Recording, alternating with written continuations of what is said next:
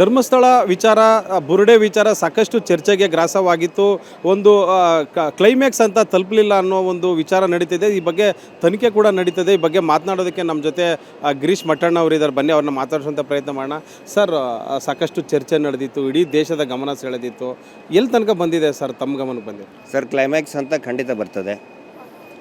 SIT ತನಿಖೆ ಈಗೇನು ಮಾಡ್ತಾ ಇದ್ದಾರೆ ಮಿಸ್ಸಿಂಗ್ ಕಂಪ್ಲೇಂಟ್ ಬಗ್ಗೆ ಮತ್ತು ಸಂಶಯಾಸ್ಪದ ಕೊಲೆಗಳ ಬಗ್ಗೆ ಮಾಡ್ತಾ ಇದ್ದಾರೆ, ಅದು ಸರಿಯಾದ ದಿಕ್ಕಿನಲ್ಲಿ ಹೋಗ್ತದೆ. ಮತ್ತು ಕೆಳಹಂತದ ಒಂದಿಷ್ಟು ಅಧಿಕಾರಿಗಳು ಯಾರ್ಯಾರು ಸ್ವಲ್ಪ ಕೆಲವೊಂದಿಷ್ಟು ಮಿಸ್ಚಿವಸ್ ಮಾಡಿದರು ಅವ್ರನ್ನ ಬಿಟ್ಟು ರೀಕಾನ್ಸ್ಟಿಟ್ಯೂಟ್ ಮಾಡಿ ತೊಗೊಂಡು ಹೋದರೆ ಖಂಡಿತ ಇದಕ್ಕೊಂದು ಕ್ಲೈಮ್ಯಾಕ್ಸ್ ಅಂತ ಸಿಗುತ್ತೆ.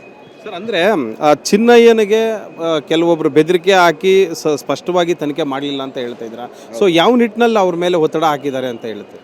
ನನ್ನ ಮುಂದೆ ಹೇಳಿದ್ದು ನಾನು ಹೇಳ್ತಾ ಇದ್ದೀನಿ, ಇನ್ನೊಬ್ರು ಹೇಳೋದಲ್ಲ. ನನ್ನ ಮುಂದೆ ಅವತ್ತು ಏನು ಹೇಳಿದಾನೆ ಅವನು ಸಾಯಂಕಾಲ ಬಂದ ಮೇಲೆ ನನಗೆ ಆಮೇಲೆ ಅಡ್ವೊಕೇಟ್ ಗಮನಕ್ಕೂ ತಂದಿದ್ದಾನೆ ಮತ್ತು ಅದನ್ನು ಇಮಿಡಿಯೇಟಾಗಿ ನಾವು ಹೈಯರ್ ಆಫೀಷಿಯಲ್ಸ್ ಗಮನಕ್ಕೂ ಕೂಡ ತಂದಿದ್ದೀವಿ ಥ್ರೂ ಅಡ್ವೊಕೇಟ್. ಏನು ಹೇಳಿದ್ದಾನೆಂದರೆ, ಅಂದರೆ ಅವ್ರು ಹೇಳಿದ್ದು ಅಧಿಕಾರಿಗಳು, ಅಲ್ಲಿ ಫೀಲ್ಡಲ್ಲಿರುವಂಥ ಅಧಿಕಾರಿಗಳು ಹೇಳಿದ್ದು, ನೀನು ತೋರಿಸಿದ ಜಾಗದಲ್ಲಿ ಏನಾದರೂ ಕಳೆ ಬರಗಳು ಸಿಕ್ಕರೆ ನಿನ್ನನ್ನು ಗಲ್ಲಿಗೇರಿಸ್ತಾರೆ ಅಂತ ಹೇಳಿದೆ. ಈ ಥರ ಹೆದರಿಕೆ ಹಾಕಿದ್ದಾರೆ ಅವನಿಗೆ. ಹೀಗಾಗಿ ಅವನು ಎಲ್ಲಿ ಸರಿಯಾಗಿ ತೋರಿಸ್ಬೇಕು ಅಲ್ಲಿ ತೋರಿಸಿಲ್ಲ.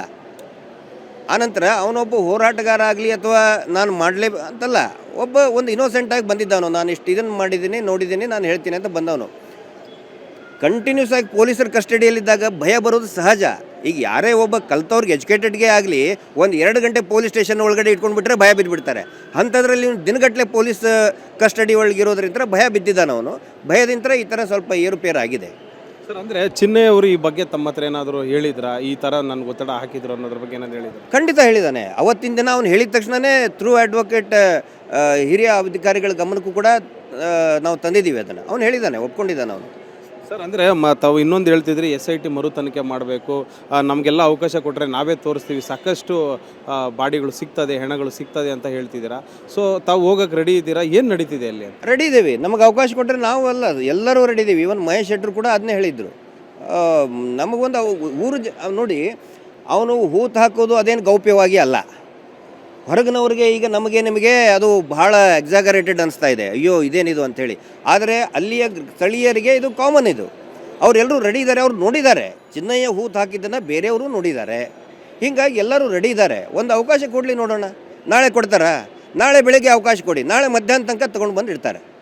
ಸರ್, ಅಂದರೆ ತಾವು ಇನ್ನೊಂದು ಒತ್ತಾಯ ಮಾಡ್ತಿದ್ರಿ, ಅಂದರೆ ಮಾಧ್ಯಮಗಳ ಜೊತೆ ಮಾತಾಡುವಾಗ ಈ ಒಂದು ಕೇಸನ್ನು ಮರು ತನಿಖೆ ಮಾಡಬೇಕು, ಮರು ತನಿಖೆ ಮಾಡಿದ್ರೆ ಒಂದಷ್ಟು ಬಯಲಿಗೆ ಬರ್ತದೆ ಅಂತ. ಸೊ ಯಾವ ರೀತಿ ಒತ್ತಾಯ ಮಾಡ್ತಾ ಇದ್ದೀವಿ? ಇದು ರೀಕಾನ್ಸ್ಟಿಟ್ಯೂಟ್ ಆಗಬೇಕು SIT. ಯಾಕಂತ ಹೇಳಿದರೆ SIT ಮಾಡಿದ್ದಾರೆ, ಬಟ್ ಕೆಳ ಹಂತದ ಒಂದು 2-3 ಜನ ಅಧಿಕಾರಿ, ನಾನು ಎಲ್ಲರೂ ಅಂತ ಹೇಳೋಕ್ಕಾಗಲ್ಲ, ಕೆಳ ಹಂತದ ಒಂದು 2-3 ಜನ ಅಧಿಕಾರಿಗಳು ಆ ರೀತಿ ಮಿಸ್ಚಿವಸ್ ಮಾಡಿದ್ದಾರೆ. ಹೀಗಾಗಿ ಈಗ ಮುಂದೆ ಫರ್ದರ್ ತೊಗೊಂಡು ಹೋಗಬೇಕಲ್ಲ. ಈಗ ಬಂಗ್ಲೆಗುಡ್ಡೆಯಲ್ಲಿ ಸಿಕ್ಕಿದೆ ಅಂಥೇಳಿ ಸ್ವತಃ ನ್ಯಾಯಾಲಯದಲ್ಲಿ ಹೇಳಿದ್ದಾರೆ. ಈಗ ನಾವು ಅಬ್ಜೆಕ್ಷನ್ ಹಾಕಿದಾಗ Girish Mattanna versus state of Karnataka ವಾದ ವಿವಾದನ ಹೈಕೋರ್ಟ್ನಲ್ಲಿ ನಡಿಬೇಕಾದ್ರೆ ಅವರು ವರದಿಯನ್ನೇ ಅಫಿಡವಿಟಲ್ಲಿ ಹಾಕಿದ್ದಾರೆ. ಬಂಗ್ಲೆಗುಡ್ಡೆಯಲ್ಲಿ ಸಿಕ್ಕಂತಹ ಮಾನವ ಅಸ್ಥಿಪಂಜರದ ಹ್ಯೂಮನ್ ರಿಮೇನ್ಸ್ ಬಗ್ಗೆ ನಾವು ತನಿಖೆ ಮಾಡ್ತಾ ಇದ್ದೀವಿ ಅಂಥೇಳಿ.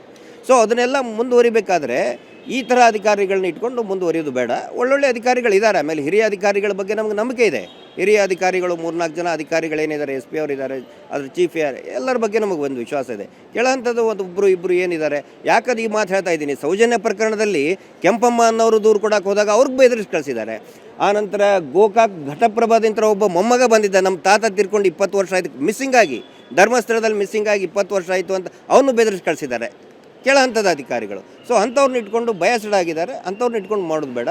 ಒಳ್ಳೊಳ್ಳೆ ಅಧಿಕಾರಿಗಳು ಸಾಕಷ್ಟು ಜನ ಇದ್ದಾರೆ, ಅವ್ರನ್ನ ನೀವು ಹಾಕ್ಕೊಂಡು ಕೆಲಸ ಮಾಡಿ. ಆನಂತರ ಇನ್ನೊಂದು ಕೋರ್ಟ್ ಮಾನಿಟರ್ಡ್ ಆಗಬೇಕು. ಇದು ನ್ಯಾಯಾಲಯ ಒಂದು ರಿಟೈರ್ಡ್ ಜಡ್ಜ್ ಅಥವಾ ಸಿಟ್ಟಿಂಗ್ ಜಡ್ಜ್ ಅವರ ಒಂದು ನೇತೃತ್ವದಲ್ಲಿ ಸುಪರ್ದಿಯಲ್ಲಿ ಕೂಡ ಆಗಬೇಕು ಅಂತ ನಮ್ಮದೊಂದು ಇದನ್ನೇ. ರಾಜಕೀಯ ಹಸ್ತಕ್ಷೇಪ ಇರೋದು ಬೇಡ. ಇಲ್ಲಿ ನ್ಯಾಯಾಂಗ ತನಿಖೆ ಆಗಬೇಕು.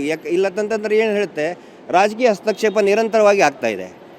ರಾಜಕೀಯ ಮುಖಂಡರುಗಳೇ ನಿರಂತರವಾಗಿ ಅಲ್ಲಿ ಬಂದು ಒತ್ತಡ ಹಾಕಕ್ಕೆ ಸ್ಟಾರ್ಟ್ ಮಾಡಿದರು. ಯಾತ್ರೆ ಅಂತ ಮಾಡಿದರು, ಧರ್ಮ ರಕ್ಷಣಾ ಯಾತ್ರೆ ಅಂತ ಮಾಡಿದರು. ಅಲ್ಲಿ ಸತ್ತಂಥವರೆಲ್ಲ ಭಕ್ತರೇ ಅಲ್ಲ ಅಲ್ಲಿರೋರು. ಯಾವ ಧರ್ಮ ರಕ್ಷಣಾ ಯಾತ್ರೆ ಇದು?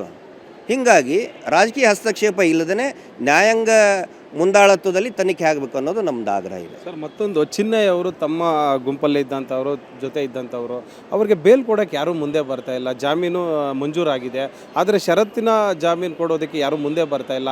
ಅವ್ರ ಕುಟುಂಬದವರು ಕೂಡ ಇದೇ ವಿಚಾರನ ಪ್ರಸ್ತಾಪ ಮಾಡಿದ್ದಾರೆ. ಸೊ ಇದ್ರ ಬಗ್ಗೆ ಹೇಳೋದಾದರೆ? ಅಲ್ಲ, ಅದು ಟೆಕ್ನಿಕಲಿ ನಾವು ಅರ್ಥ ಮಾಡ್ಕೋಬೇಕದನ್ನ. ನಮಗೂ ಈಗ ಅಲ್ಲಿ ಸ್ಥಳೀಯರು ಕೊಡಬೇಕು. ಟೆಕ್ನಿಕಲಿ ಸ್ಥಳೀಯರು ಶ್ಯೂರಿಟಿ ಕೊಡಬೇಕು.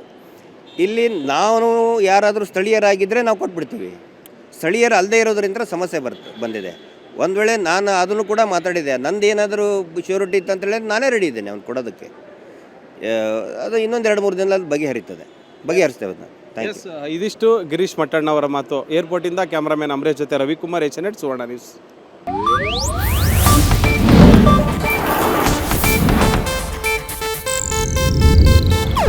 ಇದು ಏಷ್ಯಾನೆಟ್ ನ್ಯೂಸ್ ನೆಟ್ವರ್ಕ್ ಪ್ರಸ್ತುತಿ.